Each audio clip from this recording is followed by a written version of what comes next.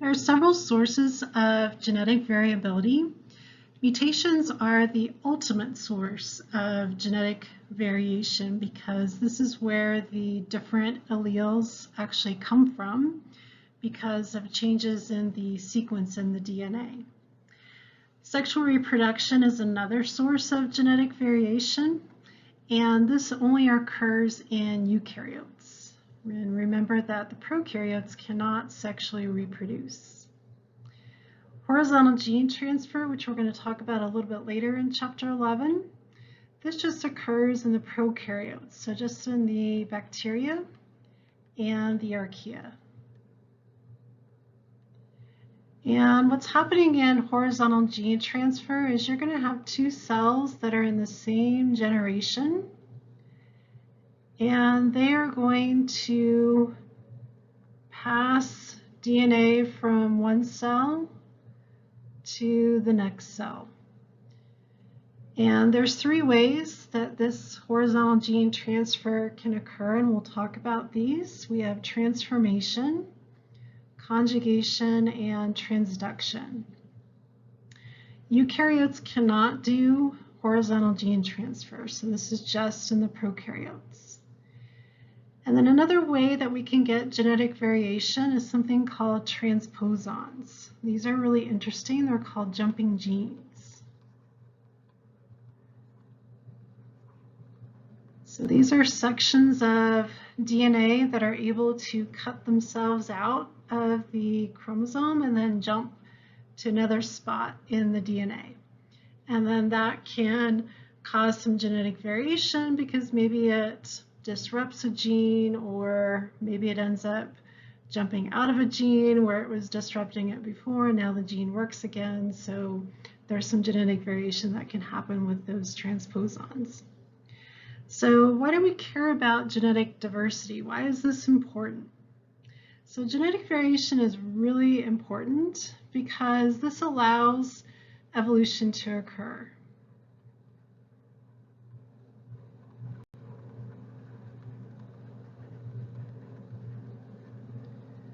Because if you have some genetic variation in a population and there's an environmental change, then maybe somebody in the population has the right combination of alleles to be able to survive that environmental change, and then nature will select for that individual to survive, and then they will pass on their alleles to the next generation. And then eventually the population will evolve or change. So genetic diversity is very important because it allows evolution to occur. All right, so let's take a look at our ultimate source of genetic variation. These would be mutations. And these are just going to be changes in the sequence of the DNA, and they're going to be inherited. We're just going to look at point mutations because these are the most common. So these are just very small changes in the DNA. So we're just going to change one nucleotide pair. And this can occur either by base substitution, insertion, or deletion. And usually we're going to see these point mutations right away in the prokaryotes. But we may not always see point mutations showing up in the eukaryotes. So why would this be? So it has to do with the number of chromosomes. So if you remember in the prokaryotes, remember that they just have one chromosome, right? So if we have a gene and it gets mutated, remember that they're always haploid. So they only have one copy of each gene, and if that single copy of their gene gets mutated, you're going to see that mutation in their phenotype. But in the eukaryotes, okay, oftentimes in their life cycle, they will be diploid. And so they will have two copies of a particular gene. And if one copy is mutated, If that mutation is recessive, you won't see it. Okay, so if the normal gene is dominant, it's going to hide that recessive mutation and you won't be able to see it. So you won't know that there's been a mutation. Okay, but if the mutation is dominant, then yes, you would see it. Okay. All right, and there's two types of mutations. They can either be spontaneous or induced, and we'll explain the difference between these two. Let's just take a look at the three different types of point mutations. The first one on the left is a base substitution. So maybe we start off in our DNA, we've got a C and a G here. And with the base substitution, we're just going to substitute a different pair of nucleotides. So instead of a CG at that point in the DNA, now we've got a TA. Okay, and that could code for a different amino acid at that point in the DNA, in the gene. Okay, another way we can get a point mutation is, what if in the DNA we insert an extra nucleotide? So here we've got an A and a G, and now we've inserted an extra T in there. Okay, so that could cause a frame shift mutation, which we'll explain what that is in a minute. And then another type of point mutation we can have is a deletion. So up here on top, we've got this A, but on the bottom, you can see that that A nucleotide has been deleted, it's been lost. Okay, so that would also cause a frame shift mutation as well. So we have a couple of different types of mutations that are really important to know. So we have silent mutations, where we end up coding for the same amino acid. And this would be the best type of mutation to have because you're not going to change the protein at all because you end up coding for the same amino acid. So nothing changes. A missense mutation is where you end up coding for a different amino acid. And this may or may not change the protein depending on what amino acid it gets changed to and where the amino acid is in the protein. So it may or may not cause problems. And then a nonsense mutation, this is where the mutation ends up coding for a stop codon. So you stop making the protein way too soon. And that's the worst type of mutation to have because you're going to be missing probably a big chunk of the protein, and if it's not there, then the protein's not going to be able to do its job. So that's the worst type of mutation to have. And then the other type of mutation are these frame shift mutations. So these are caused by insertions or deletions of nucleotides in the DNA. And so what happens is we end up shifting the reading frame of the codons in the messenger RNA, the groupings of 3, and so that'll end up causing missense or nonsense. So let's just take a look at some pictures of these mutations. Okay, so what I could do on the test is I could either have you identify these types of mutations by either a definition, or I could give you a picture where you have the normal sequence given up here on the top, and then I'll give you the abnormal down here on the bottom, and you've got to figure out, well, what kind of mutation is this? So what we're looking at here on the top, up here where we've got the normal, what it should be is we've got the double-stranded DNA in the blue, and then the messenger RNA that's been transcribed here in red. And then we've translated the messenger RNA, and here's our protein here on the bottom. So the way that you look at these and try to decide what kind of mutation this is you really just need to look at the amino acids and compare this one on the bottom that we've got a problem with, and then compare that one to the top that's normal.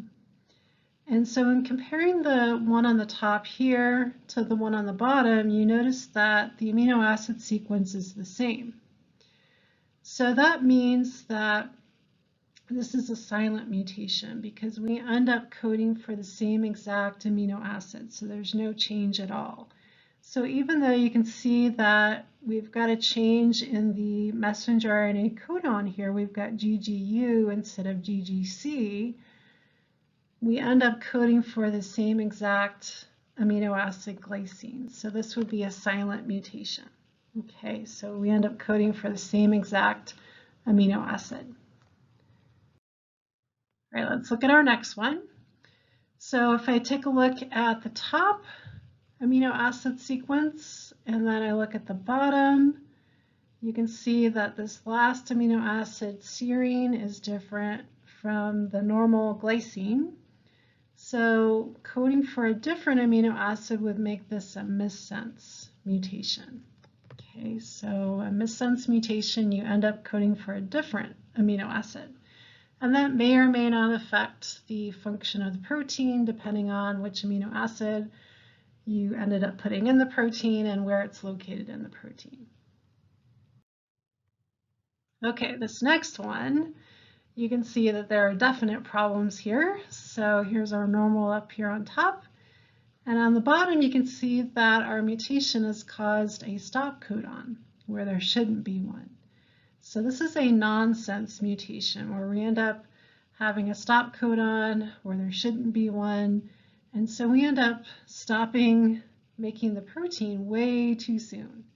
So this would be the worst of the mutations to have because we're missing a lot of the protein, and so it's not going to be able to do its job.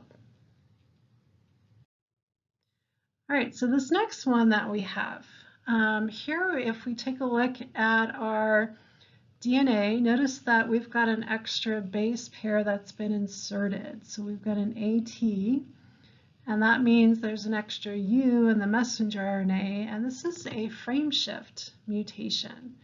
So we're going to shift our reading frame. So our groupings of 3 that are going to be coding for our amino acids, we're going to shift that. And so up here on the top, we had our start codon AUG coding for the amino acid methionine.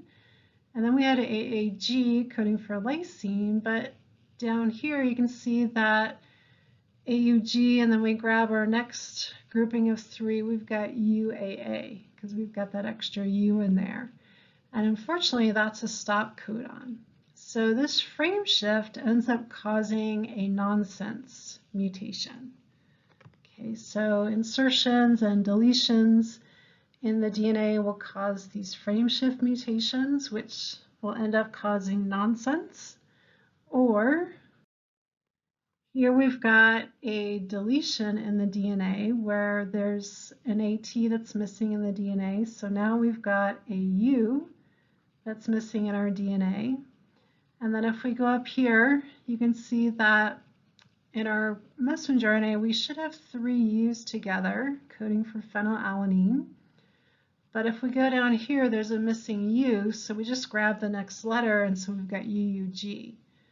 And so that codes for leucine instead of phenylalanine. And then we grab our next grouping of 3, we've got GCU, and so now that one's messed up too. We've got alanine instead of glycine. So we end up coding for the wrong amino acid. So now we've got this frame shift mutation causing a missense mutation. Okay, so anytime you have insertions or deletions in the DNA, you can end up with these frame shift mutations, which could cause nonsense or missense. So mutations can either be spontaneous or induced. And these spontaneous mutations, they happen without being exposed to anything out in the environment. So you're not exposed to any radiation, any chemicals, nothing like that is causing the mutation.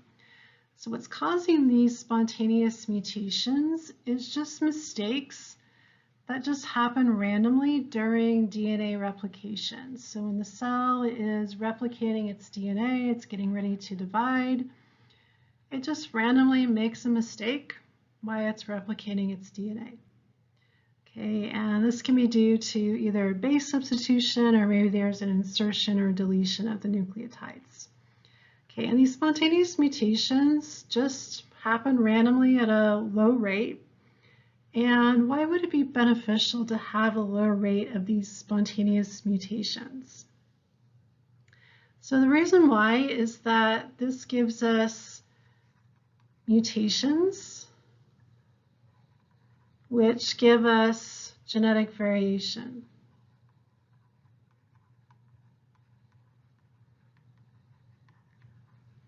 And that allows evolution to occur.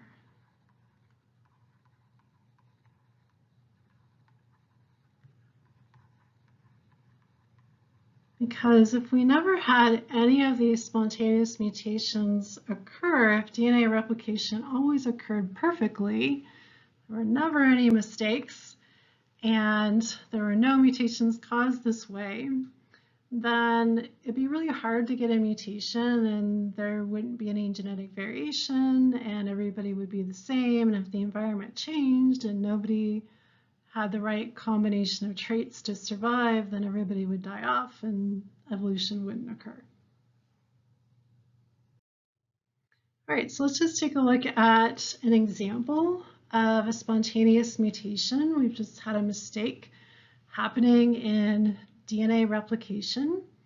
So we've got our two parent strands of DNA here on the top, and we're making our new strands here on the bottom to go with the old parent strands on the top.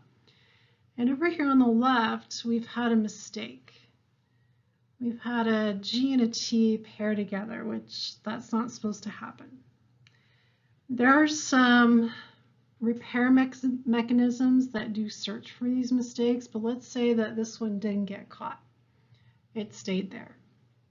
And then this gets passed on to the daughter cell, and then the daughter cell survives, and then it goes to replicate its DNA. And now when it replicates, you can see that the T and the A will line up.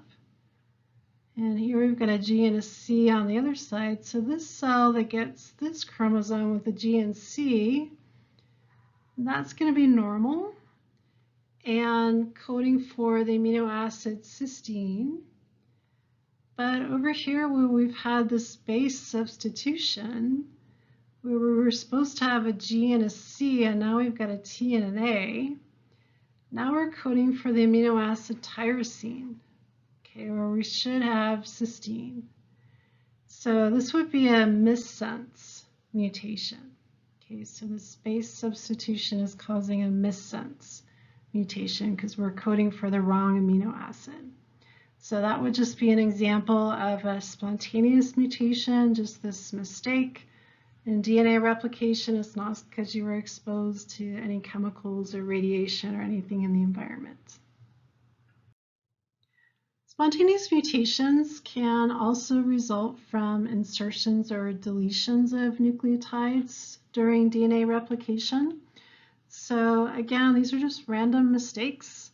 And what happens as you're making the new strand of the DNA over here on the left, this new strand just slips and you end up kind of curling up part of this new strand, and it kind of goes back a little bit, and so you end up putting in an extra nucleotide. And so this ends up causing an insertion and you end up with a frame shift mutation. And then over on the right, you end up with a slippage in the old parent template strand, and then you end up with a deletion in the new strand. So you end up missing a nucleotide there, and that'll cause a frame shift mutation as well.